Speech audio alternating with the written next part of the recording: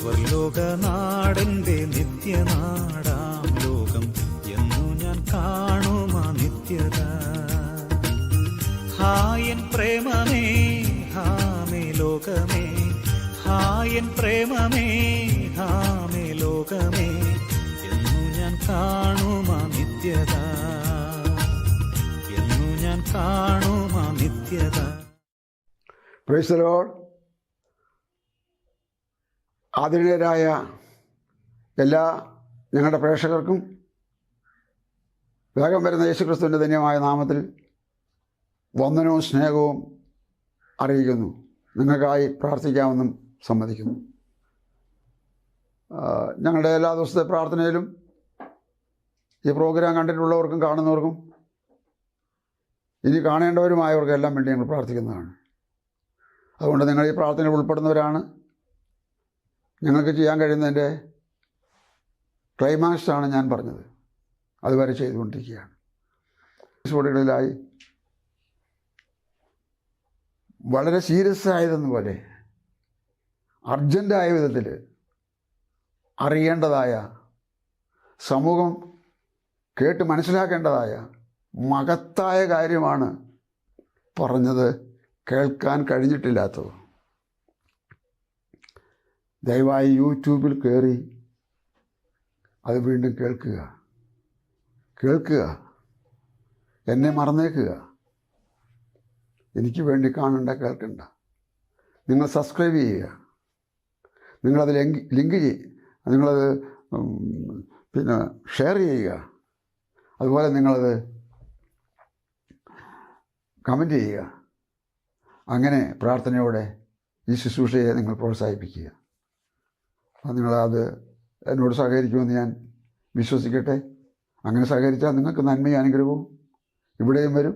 നിങ്ങളുടെ ആത്മാവിൻ്റെ നിത്യശാന്തിക്ക് ദൈവരാജ നിശ്ചയവും സാന്നിധ്യവും ലഭിക്കും എന്ന് പറഞ്ഞുകൊണ്ട് ഞാൻ ഒരു വാക്ക് പ്രാർത്ഥിക്കട്ടെ. സ്വർഗീയ പിതാവേ, യേശുവിൻ നാമത്തിൽ ഇന്ന് ഈ വചനം കേൾക്കുന്നവരായ എൻ്റെ പ്രേക്ഷകരെ, പിന്നീട് പല വിധങ്ങളിലായി കേൾക്കേണ്ടവരായ സകല ശ്രോതാക്കളെയും അങ്ങയുടെ മുമ്പാ കൊണ്ട് നിർത്തി അങ്ങനെ ഉള്ളെങ്കിൽ അവരെ തന്ന് അവർക്കായി പ്രാർത്ഥിക്കുന്നു. പേർ ചൊല്ലി അവരെ അനുഗ്രഹിക്കണം. അവർക്ക് ദൈവരാജ്യ പ്രവേശനത്തിന് തടസ്സം മാറണം. അവരുടെ നിരാശയും ഭാരവും കഷ്ടതയും സങ്കടവും എല്ലാറ്റിനും ഒരു അറുതി വരുത്തി എത്രയും വേഗം സ്വസ്ഥമായി കിടന്നുറങ്ങി സമാധാനത്തോടെ മുന്നേറുവാൻ ദൈവരെ ഒരുക്കണമെന്ന് പ്രാർത്ഥിക്കുന്നു. സാധിക്കട്ടെ, സംഭവിക്കട്ടെ. വീണ്ടും വരുന്ന യേശുക്രിസ്തുവിൻ്റെ ധന്യമായ നാമത്തിൽ തന്നെ. ആമേൻ, ആമേൻ. നമുക്ക് വായിക്കാം.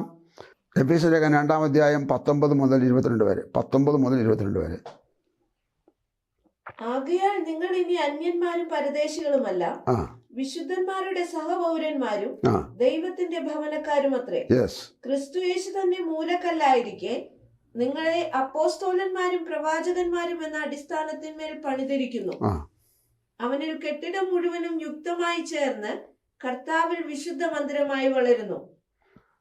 അവനിൽ നിങ്ങളെയും ദൈവത്തിന്റെ നിവാസമാകേണ്ടതിന് ആത്മാവിനാൽ ഒന്നിച്ച് പണിതു വരുന്നു.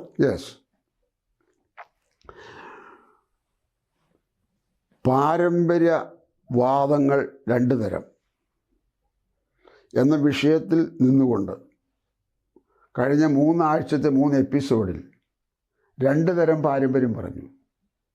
ഒന്ന് കുടുംബ പാരമ്പര്യം, അതോ പിതൃപാരമ്പര്യമെന്നും വചനത്തിൽ. 2 ആത്മീക പാരമ്പര്യം, അഥവാ ക്രിസ്തീയ പാരമ്പര്യം. കഴിഞ്ഞ എപ്പിസോഡിൽ അതിൻ്റെ ഭാഗമായി പരിശോധിച്ചത് ദൈവസഭയുടെ ഉത്ഭവം അഥവാ ജന്മം എവിടെ, എന്തിനാൽ, എങ്ങനെയൊക്കെയായി, അതിൻ്റെ പ്രസക്ത കാര്യങ്ങൾ ചൂണ്ടിക്കാണിച്ചു. അതിൽ വന്നവരിനി എന്ത് ചെയ്യാൻ പാടില്ല, പഴയ പാരമ്പര്യത്തിലേക്ക് മടങ്ങാൻ പാടില്ല. അങ്ങനെയുള്ളവരെല്ലാം പാപികളായവരുടെ വൃക്ഷങ്ങൾ എന്ന് പറയുന്ന വൃക്ഷങ്ങളുടെ ചുവട്ടിൽ ന്യായവിധിയുടെ കോടാലി വെച്ചിരിക്കുന്നു. ഇത്രയും പറഞ്ഞവിടെ നിർത്തി. ഇന്ന് നമ്മൾ ചിന്തിക്കുന്നത് സഭ പണിയപ്പെട്ടത് എവിടെയാണ്, പണിയുന്നത് ആരാണ്, അതിൻ്റെ ഘടകങ്ങൾ എങ്ങനെയൊക്കെയാണ്. പിന്നീട് എപ്പോഴെങ്കിലും എനിക്കിങ്ങനെ ടി വിയിൽ പ്രഭാഷണം ചെയ്യാൻ ഒത്താൽ ഈ സഭ ഇങ്ങനെ ആയെന്ന് പരിശുദ്ധാത്മാവെന്നെ നിർബന്ധിച്ചാൽ പറയാൻ ഞാൻ ഒരുക്കമുള്ളവനാണ്. ഇത്രയും കാര്യങ്ങൾ ആമുഖമായി പറഞ്ഞുകൊണ്ട് സഭ പണിയുന്നത് തുടക്കമിട്ടത് എവിടെയെന്നാ വായിച്ചത്? ക്രിസ്തു യേശു തന്നെ മൂലക്കല്ലായിരിക്കെ. സ്തോത്രം. ഓർത്ത് നോക്കുക, ക്രിസ്തു യേശു മൂലക്കല്ല് എന്ന് പറയുമ്പോൾ ആമേൻ, നമ്മൾ അവിടെ ഇവിടെ ഒന്നും ചിതറണ്ട പതറണ്ട. ലോകത്ത് ക്രിസ്തീയ സഭ ഏത് ഭാഷയിൽ എവിടെ ഉണ്ടെങ്കിലും അവർക്കെല്ലാം അടിസ്ഥാനം, അസ്ഥിവാരം ബൈബിളാണ്. അപ്പോൾ നമ്മളും ആ ബൈബിളിൻ്റെ അടിസ്ഥാനത്തിലാണ് ചിന്തിക്കേണ്ടതും നോക്കേണ്ടതും. ഇതിനൊരു രേഖാപരമായ ഒരു ആധികാരിക പ്രസ്താവനയുണ്ട്, അതാണ് ബൈബിള്. ആ രേഖയാണ് നമ്മൾ പരിശോധിക്കുന്നത്. ആ രേഖ പിടിച്ച് കോടിക്കണക്കിന് ആൾക്കാർ ശുശ്രൂഷ തികച്ച് ശരീരം വിട്ട് മൺമറഞ്ഞ് തിരശ്ശീലയ്ക്ക് അപ്പുറം യേശുവിൻ്റെ വരവിനെ നോക്കി പാർക്കുന്നുണ്ട്. അങ്ങനെ കോടിക്കോടി ആൾക്കാർ അപ്പോസ്തല പിതാക്കന്മാരായവർ മുതൽ ഇങ്ങോട്ട് ചെയ്ത് തുടങ്ങിയതും ചെയ്യാൻ പറഞ്ഞേൽപ്പിച്ചതും പൊള്ളയാണെങ്കിൽ അഥവാ വ്യാജമാണെങ്കിൽ ഇതെല്ലാം പാഴായി പോവും, ശൂന്യമായി പോവും. അല്ല, അത് സത്യമാണെങ്കിൽ, അത് ശരിയാണെങ്കിൽ, അതായിരുന്നു വേണ്ടതെങ്കിൽ ബഹുമാനപുരസരം നിങ്ങളെ സല്യൂട്ട് ചെയ്തുകൊണ്ട് പറയുന്നു, നിങ്ങൾക്കിത് ആവശ്യമാണ്, എനിക്കിത് ആവശ്യമാണ്. ഞാൻ അരനൂറ്റാണ്ടിലധികമായി 1962 രക്ഷിക്കപ്പെട്ടതാണ്. ഞാനൊരു സമുദായ ക്രിസ്തീയ വിശ്വാസിയായിരുന്നു. പക്ഷേ ക്രിസ്തു എന്താണ് വിശ്വാസം, എന്താണ് എൻ്റെ ഭാവി, ആത്മരക്ഷ എന്താണ്, ദൈവരാജ്യം എന്താണ്, ഇവിടെ വരാൻ പോകുന്ന ആദ്യത്തെ അത്ഭുത പ്രവൃത്തി എന്താണ്, ഇതൊന്നും അറിഞ്ഞിരുന്നില്ല. കൃപയാൽ ദൈവം എന്നെ പേർ ചൊല്ലി വിളിച്ച്, സ്വർഗീയ വിളി കൊണ്ട് വിളിച്ച് കർത്താവിനെല്ലാം കൊണ്ടുവന്നപ്പോഴാണ് എനിക്ക് ഭാഗമായി ഘട്ടമായി മനസ്സിലാക്കാൻ തുടങ്ങിയത്. അങ്ങനെ ഞാൻ അതിൽ വളർന്നു വരാൻ ദൈവാത്മാവ് എന്നെ തുണച്ചു. അതുകൊണ്ട് ഞാൻ വളരെ സൗമ്യതയോടെ പറയുന്നു, ഓക്കെ, കർത്താവ് സഹായിക്കട്ടെ. അപ്പോൾ സഭ പണിതിരിക്കുന്നത് എവിടെയാണ്? ക്രിസ്തു യേശു തന്നെ മൂലക്കല്ല്. ആ മൂലക്കല്ലിനെക്കുറിച്ച് പഴയ നിയമത്തിൽ പല പ്രാവശ്യം പറഞ്ഞിട്ടുണ്ട്. അത് ഓരോന്നായി പരിശോധിക്കേണ്ട ആവശ്യമില്ല. എങ്കിലും അത് ഞാൻ ഒറ്റ വാക്കിൽ അങ്ങ് പറഞ്ഞു പോവുകയാണ്. ദൈവത്തിന് സ്തോത്രം. കർത്താവ് നമ്മെ സഹായിക്കട്ടെ, അത് ഓർക്കാനിടയാകട്ടെ. ദൈവത്തിന് സ്തോത്രം. അത് പറഞ്ഞിരിക്കുന്ന പ്രകാരമുള്ള ഒരു വാക്യം വായിക്കാനായിട്ട് വിചാരിക്കുകയാണ്. ആ വാക്യം യേശുക്രിസ്തുവിന് മുമ്പുള്ള 700 വർഷം മുമ്പുള്ള ഒരു പ്രവാചകനായിരുന്നു യെശയ്യാ പ്രവാചകൻ പറഞ്ഞു, ക്രിസ്തു മൂലക്കല്ല്, അല്ലെങ്കിൽ ഇതാ ഞാൻ സീയോനിലൊരു മൂലക്കല്ലിടുന്നു, അടിസ്ഥാനക്കല്ല്. ഞാനത് വായിച്ച സമയം കളയാതിരിക്കാൻ മുന്നോട്ട് പോവുകയാണ്. മൂലക്കല്ല്, അടിസ്ഥാനക്കല്ല്, ആദ്യകല്ല്, ഒന്നാം കല്ല്. എന്തിൻ്റെ സ്തോത്രം.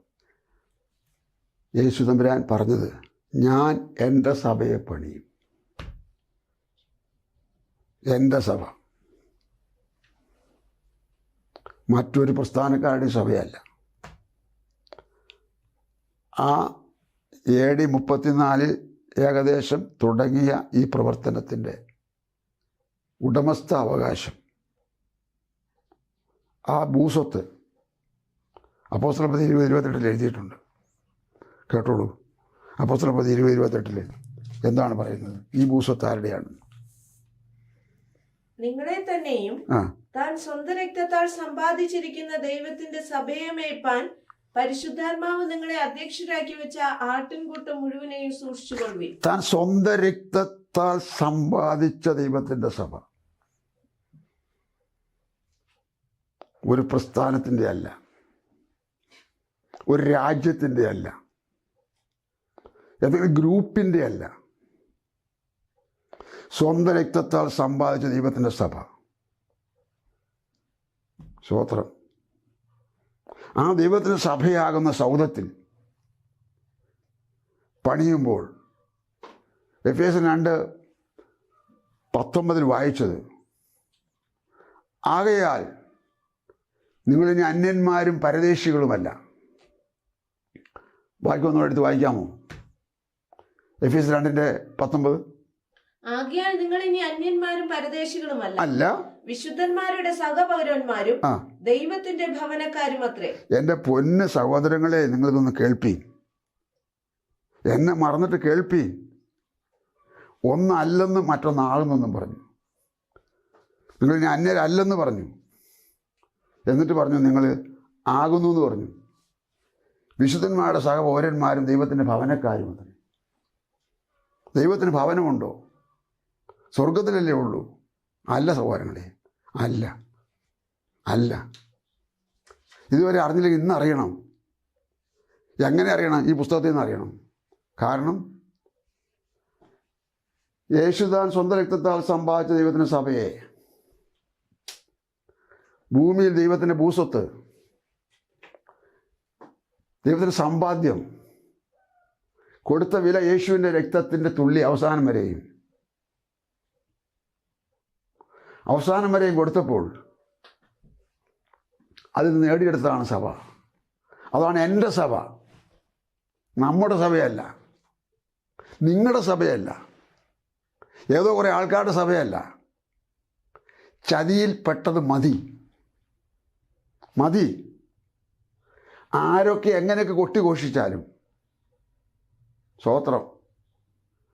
യെശയ്യാപ്രവചനം 28:16 ഞാനൊന്ന് പറഞ്ഞേക്കാം വേഗത്തിൽ. അതുകൊണ്ട് യഹോവയായ കർത്താവ് ഇപ്രകാരം അരുളിച്ചെയ്യുന്നു, ഇതാ ഞാൻ സിയോനിൽ ഉറപ്പുള്ള അടിസ്ഥാനമായിട്ട് ശോധന ചെയ്ത കല്ലും വിലയേറിയ മൂലക്കല്ലുമായി ഒരു അടിസ്ഥാന കല്ലിട്ടിരിക്കുന്നു. ഒരടിസ്ഥാന കല്ലിട്ടവൻ ദൈവമാണ്. അത് ഉറപ്പുള്ള കല്ലാണ്. അത് മൂലക്കല്ലാണ്. അത് ആദ്യ കല്ലാണ്, ഒന്നാം കല്ലാണ്.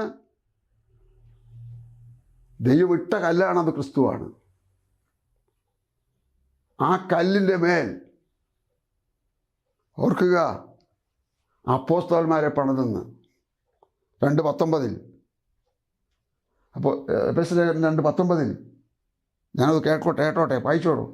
ആകയാൽ നിങ്ങൾ ഇനി അന്യന്മാരും പരദേശികളുമല്ല, വിശുദ്ധന്മാരുടെ സഹപൗരന്മാരും ദൈവത്തിന്റെ ഭവനക്കാരും അത്രേ. ഓക്കെ, വിശുദ്ധന്മാരുടെ സഹപൗരൻ. അടുത്ത വാക്യം, ക്രിസ്തു യേശു തന്നെ മൂലക്കല്ലായിരിക്കെ നിങ്ങളെ അപ്പോസ്തലന്മാരും പ്രവാചകന്മാരും എന്ന അടിസ്ഥാനത്തിന്മേൽ പണിതിരിക്കുന്നു. ക്രിസ്തു യേശു തന്നെ മൂലക്കല്ലായിരിക്കെ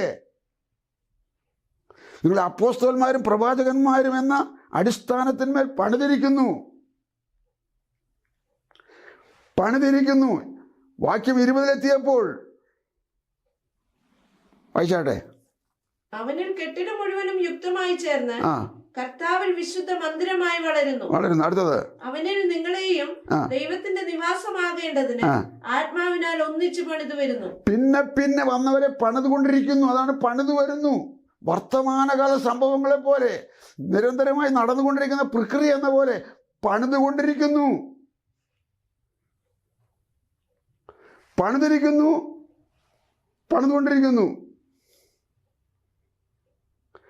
ആർക്കിതിനെ വളച്ചൊടിക്കാം? വളച്ചൊടിച്ചിട്ട് എങ്ങനെ രക്ഷപ്പെടും? ഈ സഭയ്ക്കകത്ത് നിങ്ങളുണ്ടോ?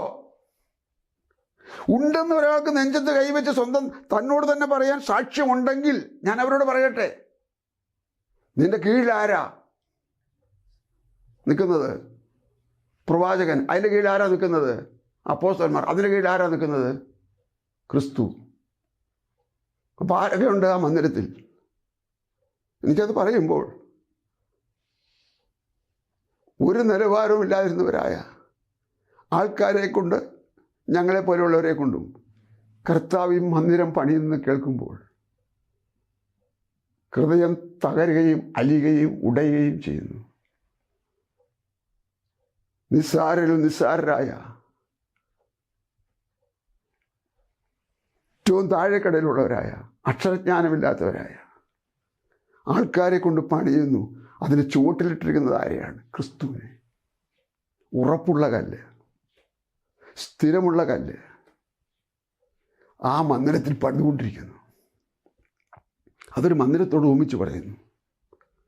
സ്തോത്രം. നിങ്ങളതിനകത്ത് കയറിയിട്ടുണ്ടോ? ഇല്ലെങ്കിൽ കേട്ടോ, ഇനി നിങ്ങൾ അന്യരും പരദേശികളുമല്ല എന്ന് പറഞ്ഞാൽ ഇതുവരെ നിങ്ങൾ അതായിരുന്നു. ഇതിനകത്ത് കയറുന്നത് വരെ. കയറാത്തവരെല്ലാം ഇതാ തരം ടൈപ്പ്. സ്തോത്രം. വേഷഭൂഷാദികൾ എങ്ങനെ അണിഞ്ഞാലും സഭയ്ക്കകത്ത് കയറാനുള്ള ഡിമാൻഡ് നോട്ടീസ് മാനസാന്തരമാണ്. അതിനുള്ള തെളിവ് വീണ്ടും ജനനമാണ്. അതിൻ്റെ അടയാളം പേർ രജിസ്റ്റർ സ്വർഗത്തിൽ ചെയ്തതാണ് എന്ന് പറഞ്ഞാൽ ജീവപുസ്തകത്തിൽ പേരെഴുതിയതാണ്. ജീവപുസ്തകത്തിൽ പേരെഴുതി രജിസ്റ്റർ ചെയ്തപ്പോൾ വീണ്ടും ജനനം കഴിഞ്ഞിരിക്കുന്നു. ആ വീണ്ടും ജനനം കഴിഞ്ഞ വ്യക്തി കെടുന്ന ബീജത്താലല്ല. മനുഷ്യൻ്റെ ആയുസ് 115 വയസ്സായാലും അത് കെട്ടുപോകുന്ന ബീജമാണ്. എന്നാൽ വീണ്ടും ജനിച്ചിട്ട് അടുത്ത വർഷം മരിച്ചാലും കെടാത്ത ബീജമാണത്. അത് വചനമെന്ന മായമില്ലാത്ത പാലാകുന്ന ബീജമാണ്. അതിനാൽ വീണ്ടും ജനിച്ചതാണ്. ആകാശവും ഭൂമിയും മാറുമ്പോഴും മാറ്റമില്ലാത്ത വചനമാണ് വചനം. അതിന് കെട്ടുപോകുന്ന പരിപാടിയില്ല. കെടുന്ന ബീജത്താലല്ല, കെടാത്തതും നിലനിൽക്കുന്നതുമായ ജീവൻ്റെ വചനത്താൽ തന്നെ നിങ്ങൾ വീണ്ടും ജനിപ്പിച്ചിരിക്കുന്നു. ഇതാണ് പത്രോസ് എഴുതിയിരിക്കുന്നത്. ഞാൻ പറഞ്ഞുകൊണ്ടിരിക്കുന്ന കാര്യം എന്താണ്? ക്രിസ്തീയ പാരമ്പര്യത്തിൻ്റെ, സഭയിലെ അംഗത്വത്തിൻ്റെ ചുവടെവിടെ? ആരംഭം എവിടെ? പണി ആര്? ഈ ശുദ്ധ മലയാളം, ഈ കൃത്യമായ സന്ദേശം, ഈ വ്യക്തമായ തിരുവെഴുത്തിലെ പ്രബോധനം നമുക്ക് എന്തുകൊണ്ട് സ്വീകരിച്ചുകൂടാ? അതിനൊന്ന് വിധേയപ്പെട്ടുകൂടാ?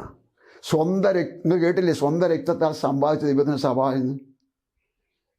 മഹാദൈവത്തിൻ്റെ ഭൂസ്വത്ത് എന്താണ് ഭൂമിയിൽ? 1000 നാവ് കൊണ്ട് പറഞ്ഞാൽ തീരാതെ വണ്ണം ഞങ്ങൾ വീണ്ടും ആവർത്തിച്ച് പറയും, ദൈവത്തിൻ്റെ സഭയാണ് അവൻ്റെ ഭൂസ്വത്ത്. ആ ഭൂമിയിൽ ദൈവത്തിൻ്റെ ഭവനം അതാണ്. ഒരു വിശ്വാസിക്ക് 2 ഭവനമുണ്ട്. ഇപ്രകാരമുള്ള വിശ്വാസിക്ക് 2 ഭവനം. അത് രണ്ടും ദൈവത്തിൻ്റെയാണ്. ഒന്ന് സഭ എന്ന ഭവനം, മറ്റൊന്ന് അവൻ സ്വർഗത്തിൽ പണി കഴിപ്പിച്ചുകൊണ്ടിരിക്കുന്ന ആ പുതിയ യെരൂശലേം എന്ന മഹാസൗധം. 2400 കിലോമീറ്റർ നീളവും 2400 കിലോമീറ്റർ വീതിയും 2400 കിലോമീറ്റർ ഉയരവുമുള്ള ഏതെങ്കിലും സൗധം ഭൂമിയിലുണ്ടോ? ഉണ്ടാക്കാൻ പറ്റുമോ? അതാ ഉണ്ടാക്കിക്കൊണ്ടിരിക്കുന്നത്. ഞാൻ എങ്ങനെ കണ്ടു എന്നാ വെളിപ്പാട് പുസ്തകത്തിൽ എഴുതിയിട്ടുണ്ട്, അതുകൊണ്ട് കണ്ടു. അപ്പോൾ അതങ്ങ് വിടാം. അപ്പോൾ പറഞ്ഞത് 2 ഭവനം, ഒന്ന് സ്വർഗത്തിലെ ഭവനം, മറ്റൊന്ന് ഭൂമിയിലെ ഭവനം. ഭൂമിയിലെ ഭവനം ഏതാണ്? അത് ദൈവത്തിൻ്റെ ഭവനമാണ്. സ്തോത്രം. ദൈവത്തിൻ്റെ ഭവനക്കാരും അത്രേ.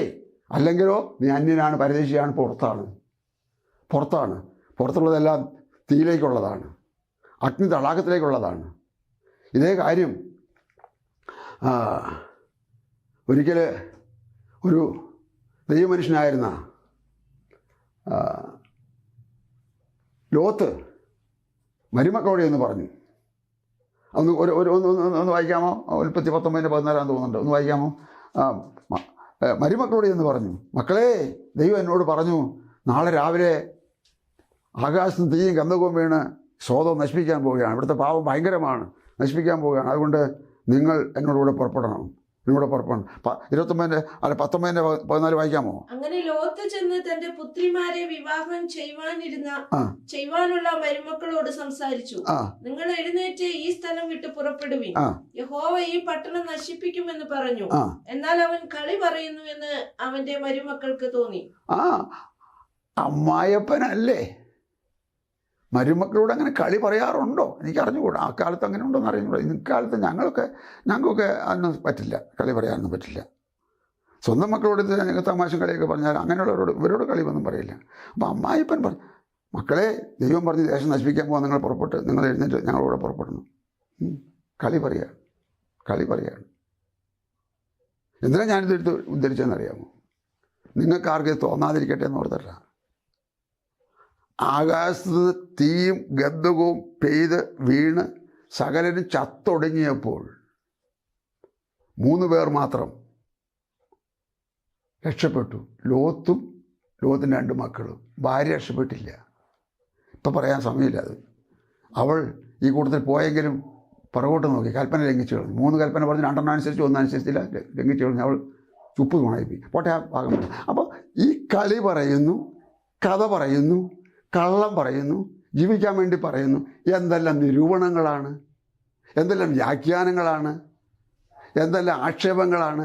പറഞ്ഞോളി നിങ്ങൾ പറയുന്തോറും ഞങ്ങൾക്ക് പ്രതിഫലം പറഞ്ഞോളി. പോട്ടെ, ഞാൻ ആ ഭാഗം വിട്ടിട്ടേ നമുക്ക് ഈ കാര്യങ്ങൾ പറഞ്ഞു വന്നപ്പോഴേ ദൈവത്തിന് സ്തോത്രം. ആ മന്ദിരം പണിയുന്നത് പോലെ ഈ പണി നടന്നുകൊണ്ടിരിക്കുമ്പോൾ ആമേൻ സ്തോത്രം ആമേൻ. ഈ എഫേസ്യ ലേഖനം 4-ാം അധ്യായത്തിൻ്റെ 4-5 വായിക്കുമെന്ന് വായിച്ചേ. എഫേസ്യ 4-5 4-ാം അധ്യായത്തിൻ്റെ 4-5. നിങ്ങളെ വിളിച്ചപ്പോൾ ഏകപ്രത്യാശയ്ക്കായി നിങ്ങളെ വിളിച്ചതുപോലെ. ഒരു വിളി വിളിച്ചിട്ടുണ്ട്. ആ വിളിക്കകത്ത് കിടക്കുന്ന പ്രത്യാശയാണ്. ആ പ്രത്യാശയെ വിളിച്ചതുപോലെ ശരീരം ഒന്ന്, ആത്മാവ് ഒന്ന്, സഭ ഒന്ന്, സഭ നടത്തുന്ന ആത്മാവ് ഒന്ന്, ഒരേ ഒരു കർത്താവിന്റെ കാര്യമാണിത്. വിശ്വാസം പലതില്ല, ഒന്നേ ഉള്ളൂ. സ്നാനമുണ്ട്, സ്നാനം ഒന്നേ ഉള്ളൂ.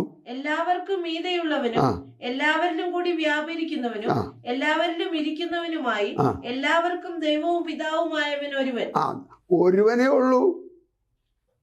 ഒരുവന്റെ കാര്യമല്ല, ഒന്നേ ഉള്ളൂ. അതിനാണ് യേശു പറഞ്ഞു, ഞാൻ തന്നെ വഴിയും സത്യവും ജീവനുമാകുന്നു. ഇതിൽ കൂടെ അല്ലാതെ ആരും പിതാവിൻ്റെ അടുക്കൽ എത്തുകയില്ല. പിതാവിൻ്റെ അടുക്കൽ പോയില്ലേലും വേണ്ടില്ല, സ്വർഗത്തിൽ പോയില്ലേലും വേണ്ടില്ല. ഇവിടെ അടിച്ചു പൊളിച്ച് ജീവിച്ച് പഴയ പാരമ്പര്യം പറയുമ്പോൾ ഒരു കാര്യമുണ്ട്. ഇഷ്ടാനുസരണം ജീവിക്കാം, ഇഷ്ടംപോലെ നടക്കാം, ഇഷ്ടംപോലെ പെരുമാറാം, ഏത് വിധത്തിലും വഷളായി ജീവിക്കാം. എപ്പോഴും പാരമ്പര്യം ഉണ്ടല്ലോ കയ്യിൽ. ഞങ്ങൾ ഇന്നാരുടെ പാരമ്പര്യമാണെന്നല്ലേ പറയുന്നത്.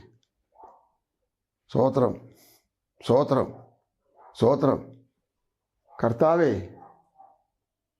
ഈ ജനത്തിൻ്റെ, ക്രൈസ്തവ സമൂഹത്തിൻ്റെ കണ്ണ് തുറക്കണമേ.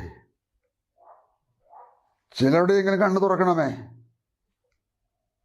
അത് വ്യർത്ഥമായ പാരമ്പര്യമെന്ന് അവരംഗീകരിക്കുന്ന പത്രോസ് എഴുതി വെച്ചിട്ടുണ്ടല്ലോ കർത്താവേ. അവരംഗീകരിക്കുന്ന പൗലോസ് എഴുതി വെച്ചിട്ടുണ്ടല്ലോ. എൻ്റെ പിതൃപാരമ്പര്യത്തെക്കുറിച്ച് എനിക്ക് അധികം പറയാനുണ്ടെന്ന്. സ്തോത്രം. സഹോദരങ്ങളെ, അരുത്. ആ പാരമ്പര്യം നിന്നെ എവിടെയും കൊണ്ട് എത്തിക്കത്തില്ല. പിന്നെ ഒരു സ്ഥലത്ത് എത്തിക്കും. അത് ഞാൻ പറയണമെന്നുണ്ടോ? നിത്യനാശമാകുന്ന നരകത്തിൽ കൊണ്ടെത്തിക്കും. അതിനെക്കുറിച്ച് യേശു പറഞ്ഞത് ഇങ്ങനെയാണ്: നാശത്തിലേക്ക് പോകുന്ന വാതിൽ വിശാലവും അനേകരുമാകുന്നു. ജനബന്ധന ധാരാളമുണ്ട്. എല്ലാവരും ഒരുമിച്ച് പോകാം. ജീവങ്ങളിലേക്ക് പോകുന്ന വാതിൽ ഇടുക്കവും അതിലേ പോകുന്നവർ ഇടുക്കവും ഞെരുക്കവും ഉള്ള വഴിയിൽ കൂടെ ദൈവരാജ്യത്തിലേക്ക് പോകുന്നവർക്ക് വലിയ മുഴുപ്പും പാരമ്പര്യമൊന്നും പറയാനില്ല. കൃപയാളുടെ രക്ഷ. കൃപ എന്ന വാക്ക് സൗജന്യം കിട്ടിയ ദാനമായ രക്ഷയുമായിട്ട് സ്വോത്രം പറഞ്ഞുകൊണ്ട് ഒരു പൊട്ടനെ പോലെ, ഒരു മണ്ടിയെ പോലെ പോകുമ്പോൾ നിങ്ങൾക്ക് തോന്നും ഇവർ ഒരു വിദ്യാഭ്യാസവും ഇല്ല, ഒരറിവും കഴിവില്ല. കാരണം വല്ലതും കണ്ടെത്തിയെങ്കിൽ ഞങ്ങളെ കണ്ടെത്തിയുള്ളൂ എന്ന് പറഞ്ഞാൽ അബ്രഹാം കണ്ടു ദൂരത്തു നിന്ന്, സാറ കണ്ടു ദൂരത്തു നിന്ന്, ഹാനോക്ക് കണ്ടു ദൂരത്തു നിന്ന്, നോഹ കണ്ടു ദൂരത്തു നിന്ന്, ഹാബേൽ കണ്ടു ദൂരത്തു നിന്ന്. എന്ത് കണ്ടു? ദൈവരാജ്യം കണ്ടു. എന്ത് കണ്ടു? അവർക്ക് കിട്ടാൻ പോകുന്ന ആ അനുഗ്രഹത്തെ കണ്ടു. കണ്ടപ്പോൾ അവരെന്ത് പറഞ്ഞു? ഞങ്ങളുടെ അന്യരാണ്, ഞങ്ങൾ പരദേശികളാണെന്ന് പറഞ്ഞ് അവരിതെല്ലാം ചപ്പെന്ന് തള്ളി. പൗലോസ് കണ്ടു, പൗലോസ് ചപ്പെന്ന് തള്ളി. പത്രോസ് കണ്ടു, പത്രോസ് പഴയ പണി വിട്ട് ഇത് ചപ്പെന്ന് കണ്ടത്. അത് കണ്ടവരെല്ലാം തള്ളി. എന്താ? ഒരു വീണ്ടെടുപ്പ് നടക്കണം. വീണ്ടെടുപ്പ് വ്യർത്ഥവും പിതൃപാരമ്പര്യമുള്ള നിങ്ങളുടെ നടപ്പിൽ നിന്ന് നിങ്ങളെ വീണ്ടെടുത്തിരിക്കുന്നത്. അപ്പോൾ വീണ്ടെടുക്കുന്ന യേശുവാണ്.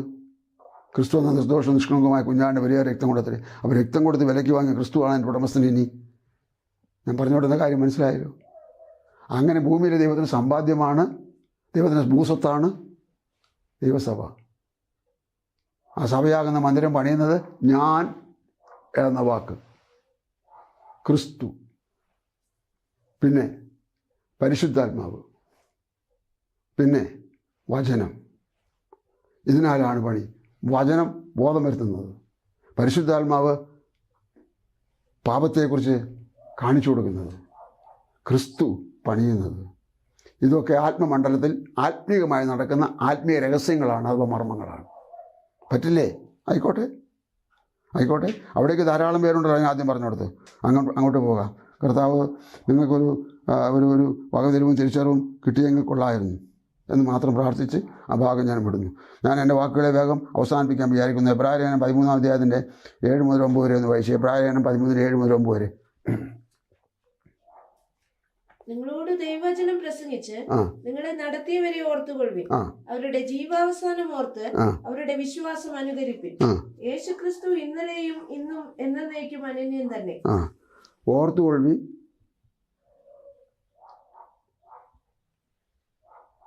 അനുസരിപ്പി, സ്നേഹിപ്പി. സ്തോത്രം. നടത്തിയവരെ ഓർക്കാൻ, നടത്തിയവരെ അനുസരിക്കാൻ, നടത്തിയവരെ സ്നേഹിക്കാൻ, അതാ പാരമ്പര്യം. നിങ്ങൾ തിരിഞ്ഞ് എന്നോട് ചോദിക്കും, ബ്രദറിനെ ആരാ നടത്തിയത്? ബ്രദറിനെ ആരാ ഉപദേശിച്ചത്? അപ്പോസ്തല പിതാക്കന്മാർ. അപ്പോസ്തല പിതാക്കന്മാരുടെ മാർഗം യേശു പോയതിൻ്റെ പിന്നാലെയായിരുന്നു. യേശു ആർക്കാ കൈമാറി കൊടുത്തത്?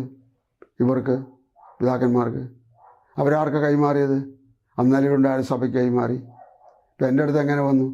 കൃപയാൽ ദൈവാത്മാവ് എനിക്ക് ബോധം വരുത്തി ഞാൻ അതിലേക്ക് വന്നു. ഇതാ, നിങ്ങളെ നടത്തിയവരെ ഓർത്ത്, അവരുടെ ജീവാവസാനം ഓർത്ത്. എന്ത് ചെയ്യണമെന്നാണ് പറഞ്ഞ? ജീവാവസാനം ഓർത്ത്.